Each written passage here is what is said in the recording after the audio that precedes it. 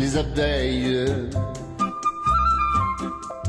Ces gentilles petites bestioles fabriquent d'abord de la Ce n'est pas cire. une chanson d'Indochine, mais Isabelle, Là, les yeux abeilles. bleus. Non, les abeilles. Ben ouais, mais moi je dis les yeux. Comment vous allez, les filles? Bien. En petite robe printanière alors Ouais. qu'on est en plein été, vous n'avez pas honte.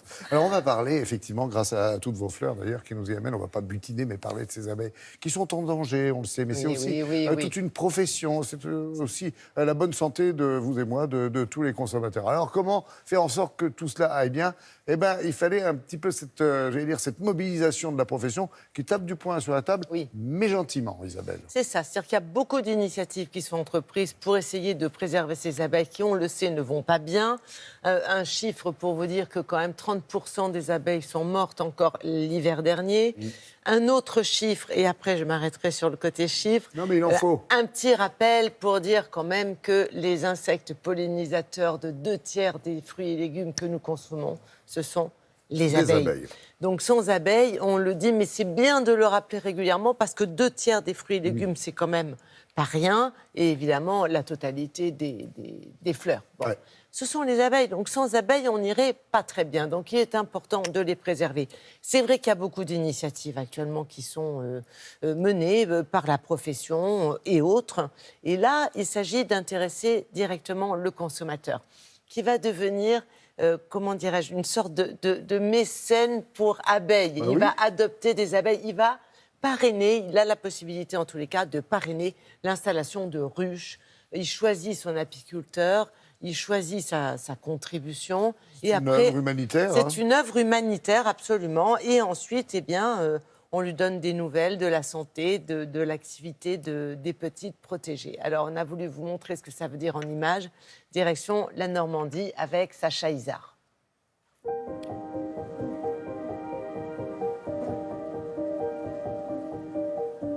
Pour moi, le parrainage, c'est la proximité avec des partenaires qui sont plus que des clients, qui suivent l'activité depuis plusieurs années.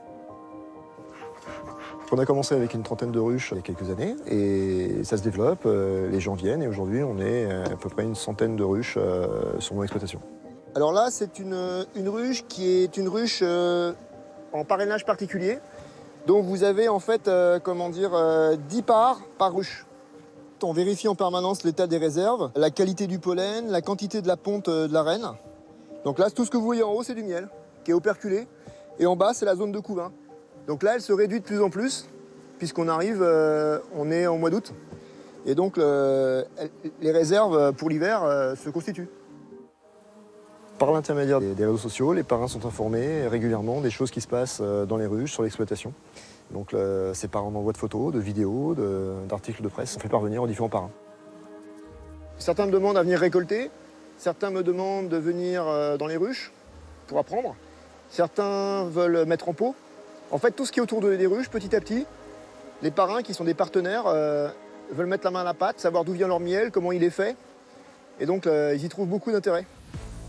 J'étais à la recherche d'actions à financer qui aient du sens pour moi, pour mes enfants. Voilà, en ayant un petit budget pour des actions diverses et ça m'a paru être tout à fait adapté puisque à côté de chez moi.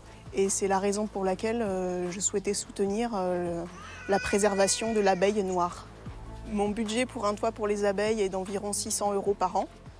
Je finance principalement des jachères de fleurs. Et en échange, je reçois aussi un certain nombre de pots de miel.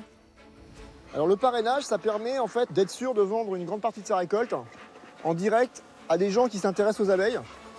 J'ai été amené à parrainer des abeilles avec ma femme parce qu'on entend beaucoup dans les médias le fait que les abeilles sont en voie de disparition et naturellement, on a voulu faire quelque chose à notre petit niveau. Et puis mieux que ça, c'est qu'on aide l'apiculteur face aux difficultés qu'il peut rencontrer et ça permet de le soutenir financièrement et c'est important. J'ai eu 2 années avec une paire de cheptels de la moitié en 2017 et en 2018 de presque la totalité. Et grâce à un temps pour les abeilles, on a pu reconstituer le cheptel rapidement. L'apiculteur, c'est un métier où on est seul. Et en fait, le fait de voir des gens par ce biais-là, d'avoir des gens qui vous soutiennent, moralement, c'est très fort.